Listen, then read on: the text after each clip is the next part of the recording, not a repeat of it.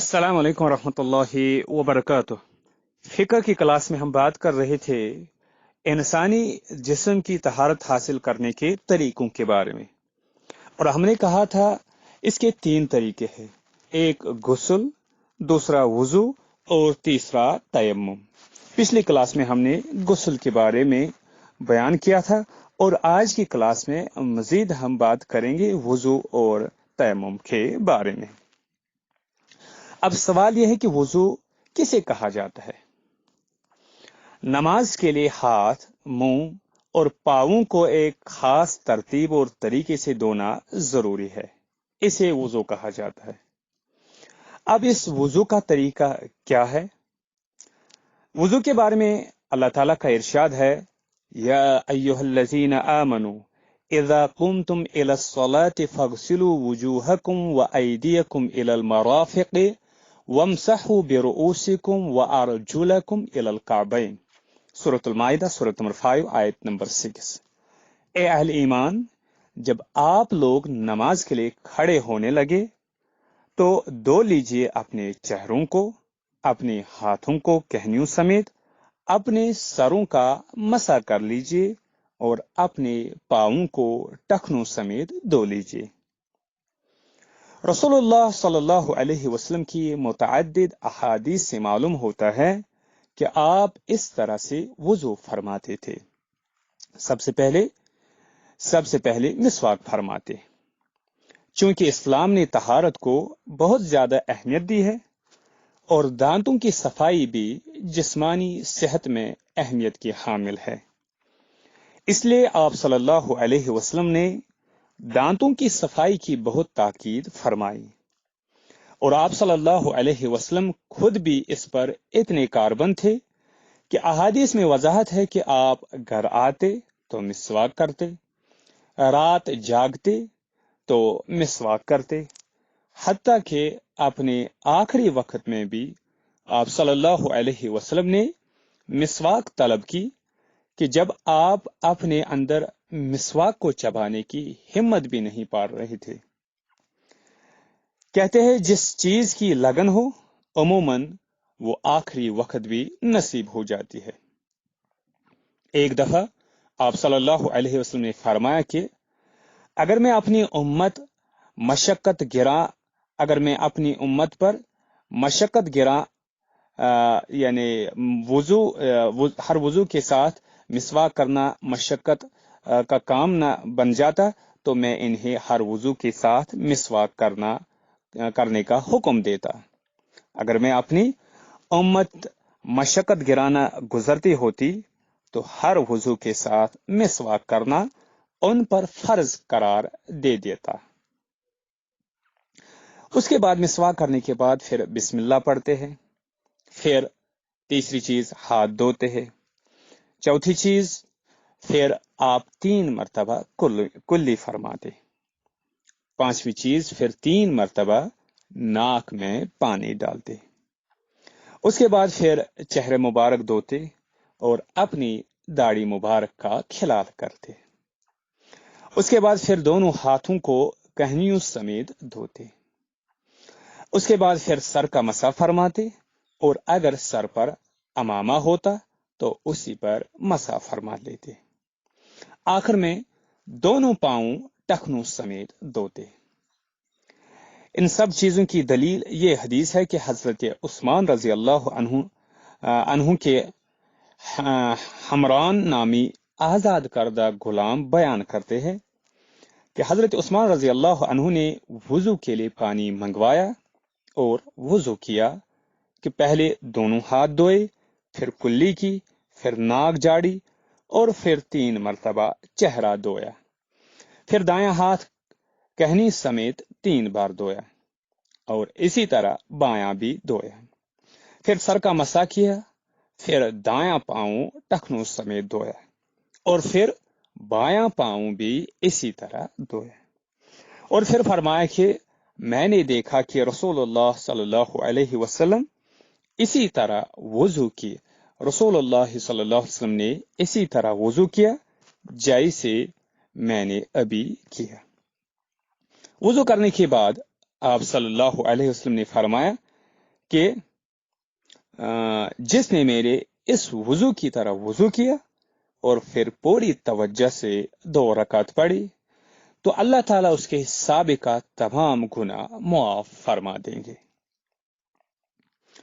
اس کے بعد وضو کر چکنے کے بعد آپ صلی اللہ علیہ وسلم یہ دعا پڑھتے تھے: اشہد ان لا الہ الا اللہ وحدہ لا شریک لہ واشہد ان محمدا عبدہ ورسولہ اللہم اجعلنی من التوابین واجعلنی من المتطہرین، یعنی میں گواہی دیتا ہوں کہ اللہ کے سوا کوئی معبود برحق نہیں اور بے شک محمد اس کے بندے اور رسول ہے۔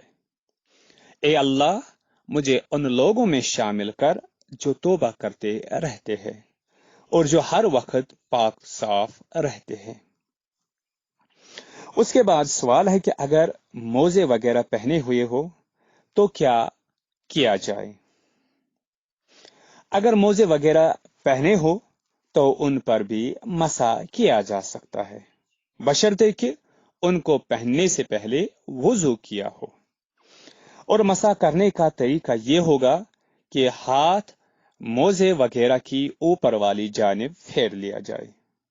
مغیرہ بن شعبہ رضی اللہ عنہ سے مروی ہے کہ رسول اللہ صلی اللہ علیہ وسلم موزوں پر مسح کیا کرتے۔ محمد بن صبا کے علاوہ دیگر راوی یہ الفاظ بیان کرتے ہیں کہ آپ صلی اللہ علیہ وسلم نے موزوں کے اوپر والے حصے پر مسح کیا۔ اور اگر جسم پر پٹیاں وغیرہ لپٹی ہوئی ہو تو ان کا بھی یہی حکم ہے۔ سیدنا عبداللہ بن عمر رضی اللہ عنہ فرماتے ہیں: اگر زخم پر پٹی بندھی ہوئی ہو تو دوران وضو پٹی پر مسح کر لے اور ارد گرد کو دھو لے۔ دین میں یہ رخصتیں اور آسانیاں اسی لیے رکھی گئی ہے تاکہ امت مسلمہ کو مشکل نہ ہو۔ اس کے بعد سوال ہے کہ وضو کیوں کیا جاتا ہے؟ اللہ تعالیٰ نے ہمیں وضو کا حکم اس لیے دیا ہے کہ وہ ہمیں پاک و صاف رکھنا چاہتا ہے۔ جب انسان دن میں 5 مرتبہ وضو کرتا ہے تو وہ تر و تازہ رہتا ہے۔ اس سے اسے نہ صرف جسمانی پاکیزگی حاصل ہوتی ہے بلکہ ایک خاص قسم کی نفسیاتی پاکیزگی کا احساس اس کے شامل حال رہتا ہے، جو ملاقات الہی کے لیے از حد ضروری ہے۔ اس کے علاوہ وضو میں انسان اپنے جسم کے اطراف دھوتا ہے، جس سے کسل مندی اور سستی کافی حد تک ختم ہو جاتی ہے اور رب تعالیٰ بھی اپنے حضور ہوش مند کی توقع رکھتا ہے۔ اس کے بعد سوال ہے کہ وضو کن کن چیزوں سے ٹوٹتا ہے؟ وضو جن چیزوں سے ٹوٹتا ہے وہ گہرا اشیاء ہے، گہرا چیزیں ہیں، یعنی وضو گہرا اشیاء سے ٹوٹ جاتا ہے۔ نمبر 1، گہری نیند، جو لیٹنے یا ٹیک لگانے کی صورت میں ہو تو اس سے وضو ٹوٹ جاتا ہے۔ حضرت علی رضی اللہ عنہ سے مروی ہے کہ رسول اللہ صلی اللہ علیہ وسلم نے فرمایا: جو شخص سو جائے تو وہ وضو کرے۔ اور اسی طرح اگر بے ہوشی یا پاگل پن طاری ہو جائے تو بھی وضو ختم ہو جاتا ہے، کیونکہ یہ نیند سے زیادہ بے حس کر دیتی ہے۔ دوسری چیز، پیشاب و پاک خانہ سے وضو ٹوٹ جاتا ہے۔ اس کی دلیل اللہ تعالیٰ کا یہ فرمان ہے: وَإِن كُنتُم مَرْضَىٰ أَوْ عَلَىٰ سَفَرٍ أَوْ جَاءَ أَحَدٌ مِّنكُم مِّنَ الْغَائِطِ أَوْ لَمَسْتُمُ النِّسَاءَ فَلَمْ تَجِدُوا مَاءً فَتَيَمَّمُوا صَعِيدًا طَيِّبًا فَامْسَحُوا بِوُجُوهِكُمْ وَأَيْدِيكُمْ إِنَّ اللَّهَ كَانَ عَفُوًّا غَفُورًا۔ یہ سورۃ النساء سورۃ نمبر 4 آیت نمبر 43 ہے۔ آیت کا ترجمہ ہے: اور اگر کبھی ایسا ہو کہ آپ لوگ بیمار ہو یا حالت سفر میں ہو یا آپ میں سے کوئی شخص رفع حاجت کر کے آئے یا آپ نے خواتین سے ازدواجی تعلق قائم کیا ہو اور پھر پانی نہ ملے تو پاک مٹی سے کام لیجیے اور اس سے اپنے چہروں اور ہاتھوں پر مسح کر لیجیے۔ بے شک اللہ تعالی نرمی سے کام لینے والا اور بخشش فرمانے والا ہے۔ گویا پانی کی موجودگی میں قضائے حاجت کے بعد وضو کیا جائے گا، جبکہ نہ ہونے پر تیمم۔ تیسری چیز جس سے وضو ٹوٹ جاتا ہے وہ ہے ہوا خارج ہونا۔ ہوا خارج ہونے سے وضو ٹوٹ جاتا ہے، کیونکہ رسول اللہ صلی اللہ علیہ وسلم نے فرمایا وضو ہوا کے خارج ہونے سے کیا جائے۔ چوتھی چیز مزی نکلنے سے وضو ٹوٹ جاتا ہے، اور وضو کرنے سے پہلے استنجا کرنا ضروری ہوتا ہے، کیونکہ رسول اللہ صلی اللہ علیہ وسلم نے علی رضی اللہ عنہ سے اس بارے میں پوچھنے پر فرمایا آپ وضو کریں اور اپنی شرمگاہ دھو لیے، اور یعنی قبل از وضو اپنی شرمگاہ دھو لے۔ پانچویں چیز جس سے وضو ٹوٹ جاتا ہے وہ شرمگاہ کو بغیر کسی رکاوٹ کے ہاتھ لگانے سے، بغیر کسی رکاوٹ سے ہاتھ لگانے سے بھی وضو ٹوٹ جاتا ہے، جبکہ ایک رائے اس کے بالکل برعکس ہے، یعنی شرمگاہ کو ہاتھ لگانے سے وضو نہیں ٹوٹتا۔ اس ضمن میں ایک اور اہم رائے یہ ہے کہ شہوت کی حالت میں شرمگاہ کو بغیر رکاوٹ چھونے سے وضو ٹوٹ جاتا ہے، اور شہوت کے بغیر ہاتھ لگنے سے وضو نہیں ٹوٹتا، یہ اور ایک رائے ہے۔ اور چھٹی چیز جس سے وضو ٹوٹ جاتا ہے وہ ہے خون استحاضہ سے وضو ٹوٹ جاتا ہے۔ یہ وہ خون ہے جو عورت کو ایام مہاوری کے علاوہ کسی بیماری یا اور وجہ سے آتا ہے۔ اس میں تفصیل یہ ہے کہ جس عورت کو یہ خون آتا ہے وہ ہر نماز کے لیے وضو کرے گی، یعنی اس کا وضو صرف کسی ایک نماز کے وقت کے دورانیہ میں برقرار رہتا ہے، کیونکہ نبی صلی اللہ علیہ وسلم نے فاطمہ بنت ابی حبیش جو کہ استحاضہ کی بیماری میں مبتلا تھی فرمایا ایام حیض گزرنے کے بعد غسل کیجیے اور ہر نماز کے لیے وضو کیجیے اور پھر نماز پڑھیے۔ یہ واضح رہنا چاہیے کہ نارمل ایام مہاوری میں خواتین پر نماز فرض نہیں ہے، لیکن ایام حیض کے علاوہ اگر استحاضہ آئے تو ان پر نماز پڑھنا فرض ہے۔ اس کا طریقہ یہی ہے کہ وہ ہر نماز کے لیے وضو کرے اور نماز ادا کرے۔ ساتویں چیز جس سے وضو ٹوٹ جاتا ہے وہ ہے جن امور سے غسل کرنا ضروری ہوتا ہے ان کی وجہ سے وضو بھی ضروری ہو جاتا ہے، یعنی اگر کوئی شخص ازدواجی تعلق قائم کرتا ہے یا خواہش کے ہوتے ہوئے مادہ منویہ کا ڈسچارج ہو جاتا ہے، یا کوئی خاتون حیض و نفاس کی حالت میں آ جاتی ہے تو بھی وضو ٹوٹ جاتا ہے، کیونکہ جب ان امور کے سبب غسل نہیں رہتا تو وضو بالاولیٰ لازماً نہیں رہے گا۔ یہ ہے وضو کے سلسلے میں کچھ اہم سوالات۔ اس کے بعد انسانی جسم کی پاکی حاصل کرنے کا اور ایک طریقہ ہے تیسرا، وہ ہے تیمم۔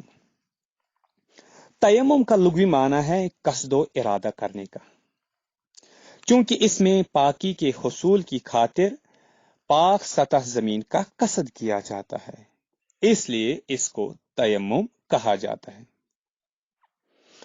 تیمم کسے کہتے ہیں؟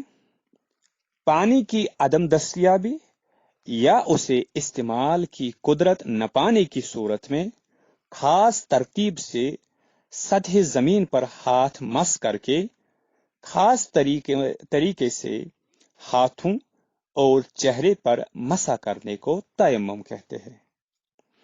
سطح زمین کے بجائے کسی پاک جگہ پر لگی ہوئی گرد پر ہاتھوں کو مس کر کے خاص طریقے سے ہاتھوں اور چہرے پر مسح کرنے سے بھی تیمم ہو جاتا ہے۔ اب سوال ہے کہ تیمم کب کیا جاتا ہے؟ تیمم وضو اور غسل کے قائم مقام ہے۔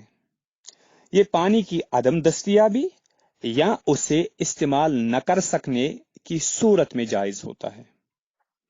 یہی وجہ ہے کہ اگر یہ صورتحال ختم ہو جائے تو تیمم بھی ختم ہو جاتا ہے۔ تیمم کے حوالے سے ارشاد ربانی ہے وَإِن كُنتُم مَرْضَىٰ أَوْ عَلَىٰ سَفَرٍ أَوْ جَاءَ أَحَدٌ مِّنكُم مِّنَ الْغَائِطِ أَوْ لَامَسْتُمُ النِّسَاءَ فَلَمْ تَجِدُوا مَاءً فَتَيَمَّمُوا صَعِيدًا طَيِّبًا فَامْسَحُوا بِوُجُوهِكُمْ وَأَيْدِيكُمْ إِنَّ اللَّهَ كَانَ عَفُوًّا غَفُورًا۔ سورۃ النساء سورۃ نمبر 4 آیت نمبر 43۔ اور اگر کبھی ایسا ہو کہ آپ لوگ بیمار ہو یا حالت سفر میں ہو، یا آپ میں سے کوئی شخص رفع حاجت کر کے آئے، یا آپ نے خواتین سے ازدواجی تعلق قائم کیا ہو اور پھر پانی نہ ملے تو پاک مٹی سے کام لیجیے اور اس سے اپنے چہروں اور ہاتھوں پر مسح کر لیجیے۔ بے شک اللہ تعالیٰ نرمی سے کام لینے والا اور بخشش فرمانے والا ہے۔ اب سوال ہے کہ تیمم کیسے کیا جاتا ہے؟ سب سے پہلے تیمم کی نیت کی جائے، کیونکہ ہر کام کا دار و مدار نیت پر ہے۔ دوسری چیز پھر بسم اللہ پڑھی جائے۔ تیسری چیز پھر سطح زمین پر ہاتھ ماری جائے۔ چوتھی چیز پھر دونوں ہاتھوں پر پھونک ماری جائے۔ پانچویں چیز پھر دونوں ہاتھوں سے پہلے منہ کا، پھر دائیں ہاتھ سے بائیں ہاتھ کا اور بائیں ہاتھ سے دائیں ہاتھ کا مسح کیا جائے، یا پہلے دونوں ہاتھوں کا مسح کیا جائے، یعنی دائیں ہاتھ سے بائیں اور بائیں ہاتھ سے دائیں کا، پھر چہرے کا مسح کیا جائے۔ احادیث سے معلوم ہوتا ہے کہ یہ دونوں طریقے درست اور جائز ہیں۔ حضرت عمار بن یاسر رضی اللہ عنہ سے مروی ہے کہ ایک شخص عمر رضی اللہ عنہ کے پاس آیا اور کہنے لگا میں جنبی ہو گیا اور مجھے پانی نہیں ملا۔ حضرت عمار رضی اللہ عنہ نے حضرت عمر رضی اللہ عنہ سے کہا کہ آپ کو یاد ہوگا کہ میں اور آپ سفر میں تھے اور اتفاقاً دونوں یہ جنبی ہو گئے۔ آپ نے تو نماز ادا نہ کی جبکہ میں نے مٹی میں لوٹ پوٹ کر نماز ادا کر لی۔ پھر میں نے اس واقعے کا ذکر نبی اکرم صلی اللہ علیہ وسلم سے کیا تو آپ نے فرمایا آپ کو صرف ایسا کرنا ہی کافی تھا۔ پھر آپ نے دونوں ہتھیلیوں کو زمین پر مارا اور پھر ان میں پھونک ماری اور پھر ان کو اپنے چہرے انور اور ہتھیلیوں پر پھیر لیا۔ اور صحیح مسلم کے ایک روایت میں ہے کہ آپ کے لیے صرف یہی کافی تھا کہ اپنے ہتھیلیاں زمین پر مارتے، پھر ان میں پھونک مار لیتے اور اس کے بعد اپنے چہرے اور اپنی ہتھیلیوں کا مسح کر لیتے۔ اور آخری چیز تیمم میں وہ ہے پھر آخر میں وضو کے بعد والی دعا پڑھ لی جائے، کیونکہ یہ وضو کا ہی قائم مقام ہے۔ اس کے بعد سوال ہے کہ تیمم کیوں کیا جاتا ہے؟ اللہ تعالیٰ چونکہ اپنے بندوں کو آسانیاں بہم پہنچانا چاہتے ہیں، اس لیے اس کے دین کا غالب پہلو آپ کو یسر اور قابل عمل صورت میں نظر آئے گا۔ تیمم کا معاملہ بھی انہی معاملات میں سے ہے، چونکہ وضو نماز کے لیے شرط ہے، اور یہ بھی ممکنات میں سے تھا کہ بعض حالات میں پانی میسر نہ ہو یا استعمال کرنے کی طاقت و قدرت نہ ہو، تو اس صورت تیمم کے احکام نازل فرما دے، تو اس صورت حال کے لیے تیمم کے احکام نازل فرما دے۔